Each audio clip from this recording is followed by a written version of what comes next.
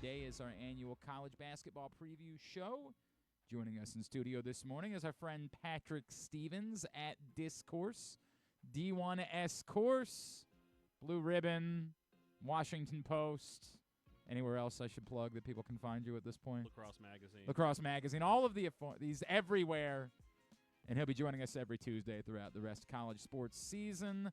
Patrick, always appreciate you. Good to see you, buddy. Good to see you, Glenn. We got a lot to do today, and we kick things off right at the start as joining us in studio. First up on the hot seat, he is, of course, the head coach of the Towson Tigers.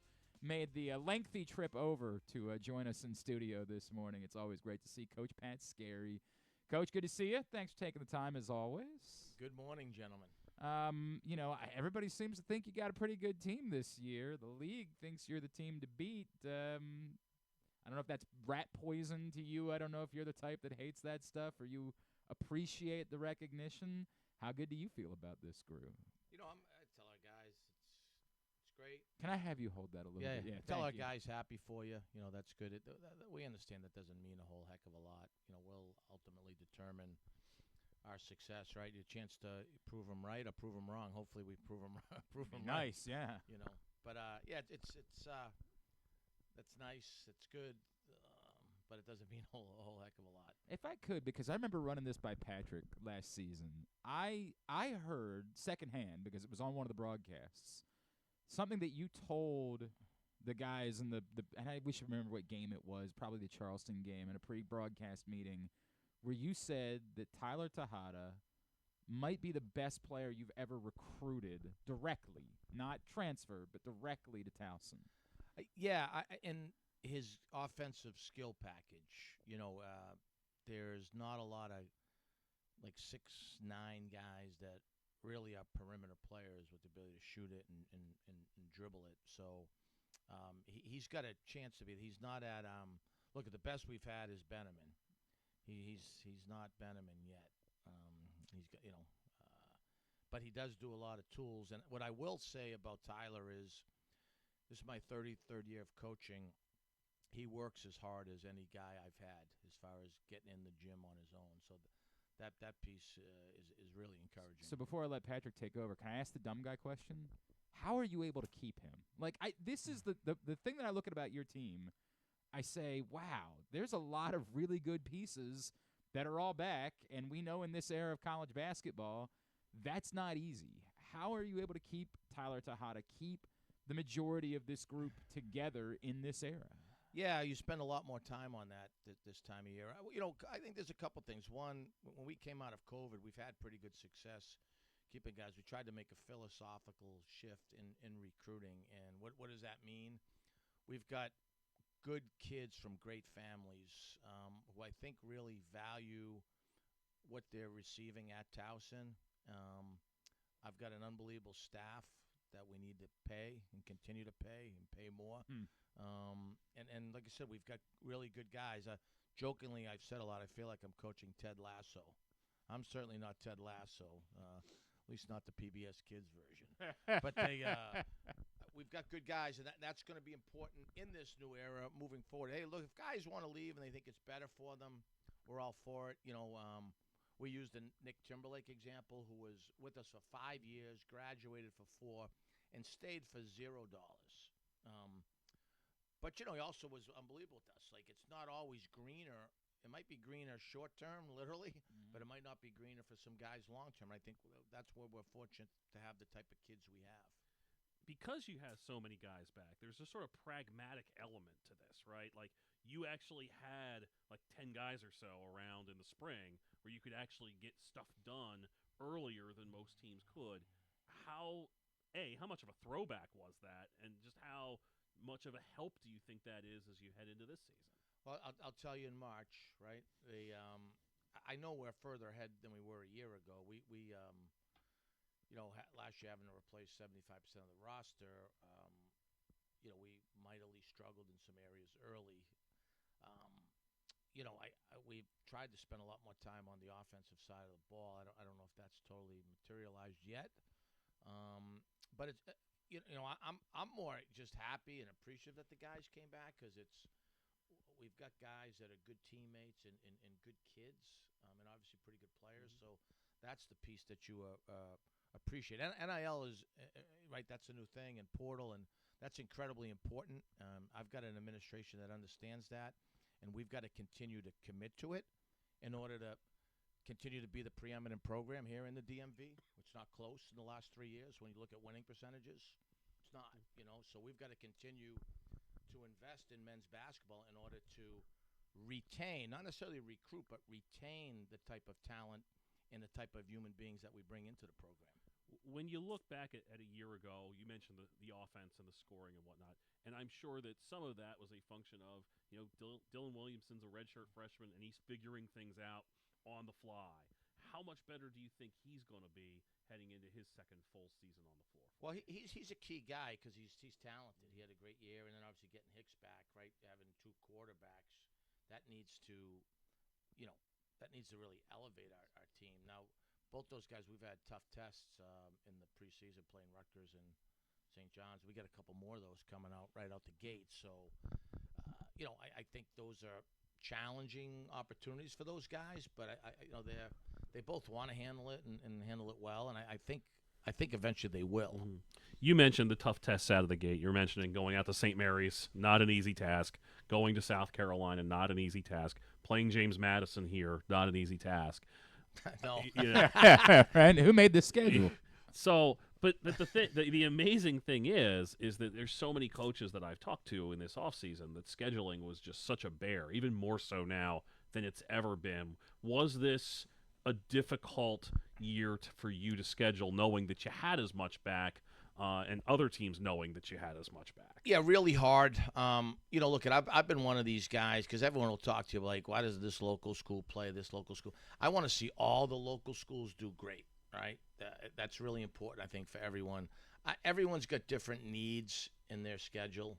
I think anyone that wants to criticize us, I think, should really say, wow, they have to go to Western Canada and California to get games. That should tell you enough said, like how hard it is to get games. So it will eventually get us ready for the CAA. And we've had hard schedules the last few years. Would it be easier to play everybody right in your backyard? Well, of course. But once again, I don't know what people's needs are or what they want to do. And so this is what we end up with. And there's a lot of meat on the bone in this non-conference schedule. Towson coach Pat Skerry is in studio with us, our annual college basketball preview show here on GCR. Coach, obviously, up front, Charles Thompson, that's not easy to replace someone who gave you as much, and I know meant so much to your program, and we've talked about that. Impossible to replace. Right. Yeah. So how do you go? What does that look like? Tell me a little bit about Abdu Sam, who you brought in, and how much he might play a role in what that looks like as you go about trying to replace Charles. Sure. I think the one great thing Charlie did that will stand is his leadership and some of the habits he helped instill in the young guys. Like I look at Tejada and Lowry. He lived with those guys last year. He asked to. And I think he showed them what it means to be serious about becoming a good student athlete. With that said, we've got a lot more depth at that spot. We've got we're going to move Messiah Jones back to that spot, which is really what he played at Wofford, and we probably did him a little bit of disservice last year. He had been had a little injury, was out for 4 weeks, got back last week, and actually did a decent job other than fouling against St. John's. He had like 7 and 5, so that was encouraging. And then Abdu Sam is a veteran, local kid. Was at both Rhode Island, playing for really good coaches, and David Cox and Archie Miller, and then started in the Horizon. So he's long. He plays really hard. And then we have a very, very gifted freshman from Goretti up in Hagerstown, a Team Mellow kid named Caleb Mbaya, who he's going to be really, really good. How soon is he going to be really Yeah. He's got to limit fouling, but he's he moves like Charlie. He's going to evoke a lot of similarities to that. He's a little longer, and he's ahead of where Charlie was at the same stage offensively. Now, as I, reminded him, I think he changed numbers in the summer. He was wearing 32, and a couple of times I told him that to perform like that, it's sacrilegious to wear that number. But Caleb has a chance to be like very, very good. And I anticipate what we're going to put him through early. He'll be ready come conference time. He's a tough kid. The year that Nenda Tark had last year, where he was not eligible until later on and whatnot, I'm sure that made the adjustment in basically getting thrust into playing later on a little bit more difficult. How is he looking with a full cycle with you guys, and how much do you see him expanding his role a little bit for you? Yeah, he first of all, we don't win 20 games without getting him eligible. It was tricky meshing that in, and I don't think he was ever really in the shape that he's capable. This was his first off season of weights and class and all that stuff in his college career. So I think, because we didn't have any of that last year with him, so I think he's really benefited from that. I've been proud of he worked harder than maybe initially I thought he was going to have, because it's a longer off season. But he did a really good job with that. He's at his best, and he's an all-league talent when I tell him when he plays like Derrick Henry. He needs to get downhill. He looks good. We're going to need him to be really good, but he's more than capable of doing that on both sides of the ball. So a couple of things selfishly that I got to get into. One, the first is this comes from a 9-year-old named Graham Clark. He said, can you please ask Coach if they're bringing back 5-cent popcorn night this season? We damn well better be. Yeah, there, right? Yeah, we got to. Consider it done. I don't know what night. Consider you it can done. put in a word with Gathigan and that crew to make that happen. I know you had a special night a couple weeks back with both Jarrell going into the Hall of Fame and then the team that kind of turned everything around. And I think that it's easy to forget how bleak things were when you arrived at Towson University, because obviously you referenced that this has become a program that sort of set the standard.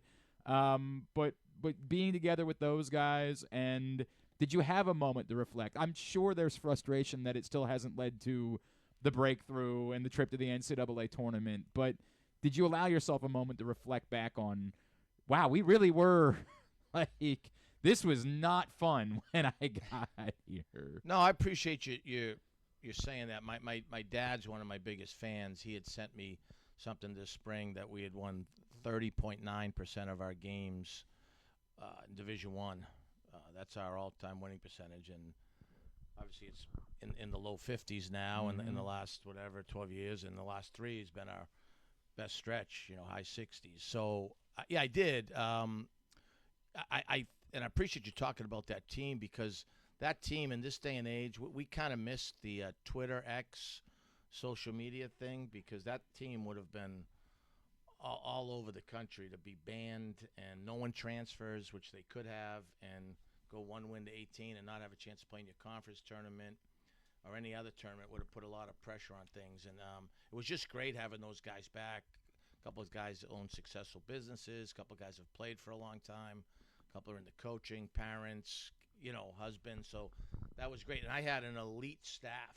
I mean, I have guys right now on that staff at SMU, UConn, Illinois, guys who are at Maryland, Georgetown. So it shows how good a lot of those guys were to help us get this thing off the ground. Now, that said, I know you want to get there, right? And I know that there's been a lot of what do you take? What have you learned that, like, this has to be different by the time we get to March for this to be, or is it just too much of a... No, I mean, look, that's what you're judged on, so we're not... we don't talk about. Everyone knows what the expectation. We want a couple of championships, sure. Right? But it's what we do every day that'll hopefully put us in a position. A couple things. One, we've lost games in the last 40 seconds the last 2 years to the eventual champion. So you got to coach better. That's the first thing it comes to. The second thing I tell my staff all the time: we need to be in the exact same position. Can we be in 4 minutes to go, semifinals, flip a coin, and then we got to figure out how to win a basketball game of that nature. So, do I think this group can do that? Yeah, 100%. I've also said this. Our league is a true mid-major league. I think there's teams in any league that could win our league, but not every league, especially even around here, is a mid-major league. Mm-hmm. There's a lot difference in February when Wilmington comes rolling into town than some other Sure, places. sure. There's going to be a half dozen teams in our league that can win the league. Right, and that are quite, good. Yeah, and quite frankly, in the last 2 years, 3 years, there were teams in our league that didn't get in the NCAA tournament that could have won a game or two in the tournament if they can get in. So, the Hofstras and the Wilmington, and certainly us. So the top of the league is really, really good. It's what we kind of try to put this thing together. But that's the goal, 100%.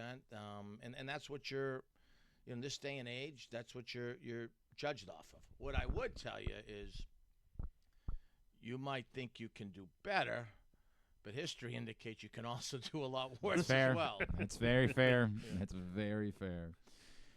Season gets underway Monday night out at St. Mary's. First opportunity to see the Tigers at home will be next Friday night, the 8th, against Penn State Wilkes-Barre. And as Patrick mentioned, a pretty good one if you're making plans against James Madison Saturday the 16th at 8 o'clock. If you're circling one to get out to, that would be one that I think would be very high on the list of make your plans now and figure out a way to get there. And because you love the local games, we should also mention 2 of them for Towson at Morgan State on Sunday, November 24th at 4 o'clock, and December 7th at home against UMBC at 1 o'clock. And as I said, whatever game it is, but first of all, my kids are going to try to get me to take them to every game, just for the record. Well, but, you should. But we do a lot. I promise. We appreciate that.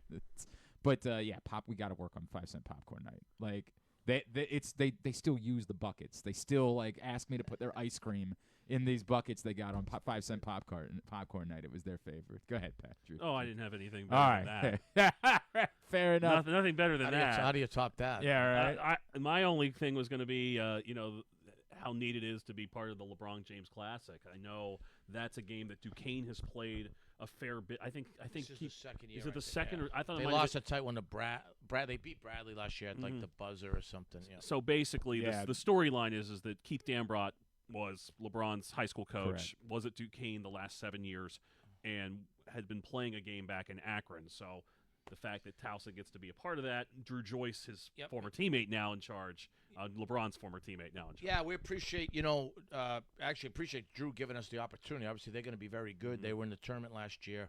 And I believe, Patrick, we're 7-2 in our last 9 against the Atlantic 10, so we haven't had a lot of opportunities to play those schools. UMass was kind enough to do it the last couple of years. This will be a great environment in a tight venue, but it's once again the game that'll get us ready for some tough CAA tasks. Good stuff.